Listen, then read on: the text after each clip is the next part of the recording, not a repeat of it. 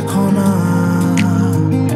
এবারের ঈদে মুক্তি পাওয়া রায়হান রাফি পরিচালিত চলচ্চিত্র তাণ্ডব থেকে একটি দৃশ্য সামাজিক যোগাযোগ মাধ্যমে ভাইরাল হয়ে উঠেছে।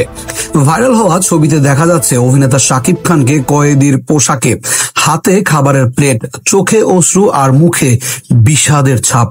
এই আবেগময় মুহূর্তটি দর্শক ও চলচ্চিত্র সংশ্লিষ্টদের হৃদয় ছুঁয়ে গেছে।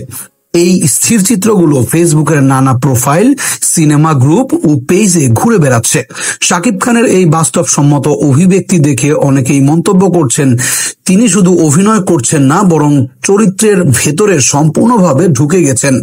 অনেকের মতে এই অভিনয় যেন অভিনয় নয়, এক প্রকার বাস্তবতা।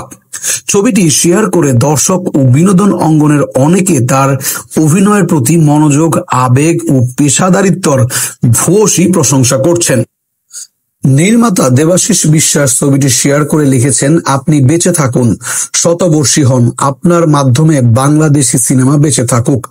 বরবাদ সিনেমার নির্মাতা মেহেদী হাসান লিখেছেন, যখন শাকিব খান পর্দায় থাকেন তখন সেটা অভিনয় নয়, তা এক প্রকার আধিপত্য। তার উপস্থিতিতে পর্দা নিজেই নীতি স্বীকার করে। স্যালুট আমাদের মেগাস্টার শাকিব খানকে। ঈদ উপলক্ষে মুক্তিপ্রাপ্ত তাণ্ডব সিনেমার শুরুতেই দর্শকদের দারুণ সাড়া পেয়েছে। মাল্টিপ্লেক্সে ছবিটি একযোগে 28টি শো নিয়ে শুরু হয়।